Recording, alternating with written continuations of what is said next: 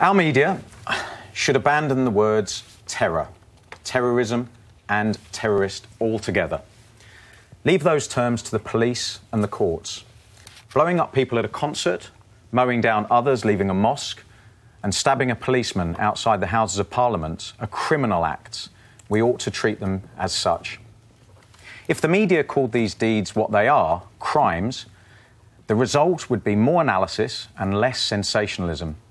If we stopped saying terror, we would end the problem of how to determine which outrages constitute terrorism and which ones don't. The perpetrators of these wicked crimes crave notoriety. When we call them terrorists, we provide them with what they seek and at the same time terrorise ourselves. The word itself casts a shadow of fear. Let's not play into their narrative and give them the platform they so desperately want.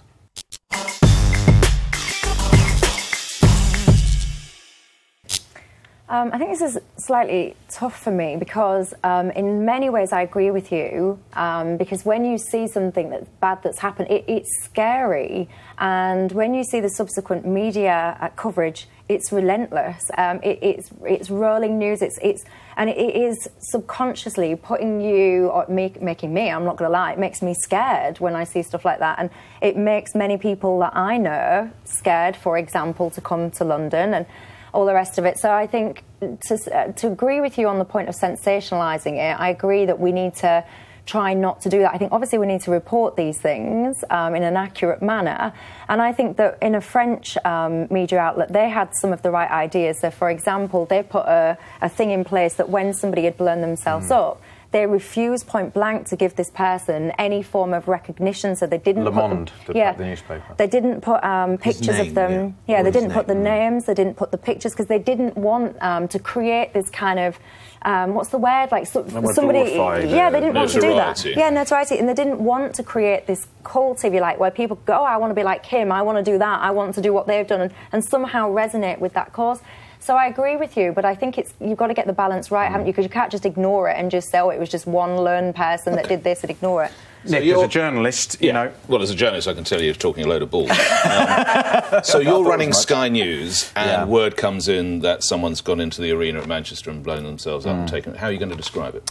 Well, it's whether you describe it as a hate crime, whether you crime, whether you describe it as a criminal act. Well, I don't know. You're running you're going the rules. Don't ask me. Yeah. I'm asking what you describe. Mass murder, criminal network. There are lots of words. Mass murder. Right. Yeah, there's lots of words you can. So then the definition of terrorism is backed up by a political aim. Okay. Yeah. Now, so then it's day two. So then it's day two, and the role of Sky News and other news agents is to try and explain why somebody feels it's a good idea. Yeah. How are you going to get into that? But I think you can get because you can get into their ideology if there is one. Now, for all these recent attacks, you name me a common ideology from all of the people that have committed these attacks. Well, obviously we can't specifically talk about. But the ones we can talk about, Westminster. Well, let's use Joe Cox's murder as well as an example of right-wing extremism. Right. Okay. And the only common thread is they're all entitled sort of terrorist. No, I can't. I'm sorry, I'm not going to let that, because in instances that we can talk about, in some cases, the London Bridge, the perpetrators there are running around shouting Allah Akbar as they're actually stabbing people. But is that Thomas Mayer, the murderer. Political ideology? Well, they see it as. I mean, OK, right. You're still the boss of Sky News. Have a look at this. Have a look at this. This was a still from an event that took place in a Brussels station earlier this week, and then I'll come back to you and you can write the script. Right. This is what we saw, right? So now you're reading the news or you're writing the news on Sky. How are you going to describe that? What are you going to say?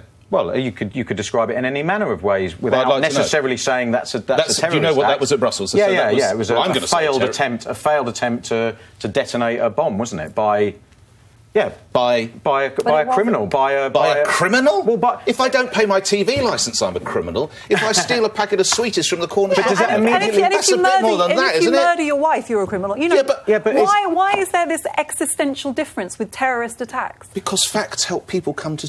People are nervous. This is something that's been created. Oh my God, what was that I just looked at? Was that Disney then? Narrative that's being created. Somebody like that in Brussels, say you fear someone's going to blow themselves up with a bomb. Why deny people facts? Why? Deny people facts? That is not a fact.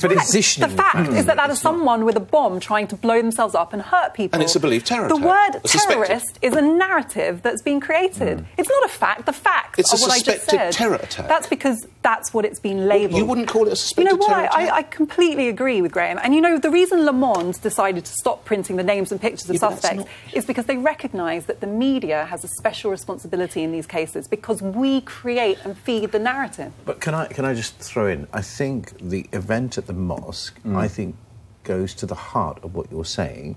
I actually agree with you. I think that we sensationalise it, and also because now what's happened is the word terror, I think statistically something like 80% of the time the word terror is used, the word Islamophobia is used. So all of a sudden we're now doing exactly what you're saying. We're now it's just not the definition of terror, but we're now linking an entire community. But you can see that, particularly in this time of social media, when people, this brings you, people are tweeting about what might have happened, how many people might have been killed. The idea that 150 people perished in Grenfell Tower. It's important that you have as many facts. And I'm not saying in Brussels it was a terror attack. You must be able to say it's a suspected terror attack, Graeme. You have to. But the fact is... Otherwise, we're going backwards. But the point for me is that I think we're giving groups like ISIS, or whatever they call themselves, and Al-Qaeda, we're giving them sustenance. We're feeding their campaign in order... Because we're joining all these dots together... And effectively, we're creating it like your kids are younger, and they say, I know they're older now, but Daddy, why are these men blowing themselves up in Brussels railway stations? Yeah, but I don't want to categorise all of these things as horrific as they are. Of course. What would you say? I would say that it's a mindless murderer. I can actually tell you what I did. Well, he's murdered people, isn't he? My daughter's school outing was cancelled because of the Manchester bombing. So she was supposed to be going to the Tower of London. She'd been looking forward to it all year. It happened to be the one outing I was free to go on, I know. And it got cancelled because the parents freaked out, completely understandably. And sorry, it wasn't after Manchester, it was after the London Bridge attack, so it was close to home. And we all then faced the dilemma of what to tell our 5- and 6-year-old children. So what did you tell your daughter? So I said that there are really bad people doing scary things and hurting other people. First of all, because the word terrorist wouldn't mean anything to her. But secondly, I want you to explain to us, try and get your head around this, Nick. Just try. Just stretch the brain. Right? What does it add to the facts? Knowledge. Right? The fact that somebody is trying to commit an act of murder and violence, that they are motivated by certain ideology. What does the actual specific word, terrorist, add to our understanding that Graeme wasn't conveying with the other explanations I'll keep it really brief. A possible sense of understanding or motive as to why he or they have done what they've done. And that's all. Just quickly, what Le Monde said is Le Monde said, to Michelle's point right at the beginning, that their headlines and the reason for them dropping names of people and not showing pictures of them is because they wanted to resist the strategy of hate. Right. And that's the thing for me with labelling everything that is happening. Well, they're wrong on that as well, by the way. No, they are, because if I see a picture and I've seen that bloke trying to hire trucks or something like that, I need to tell the authorities. We can't start not showing these people.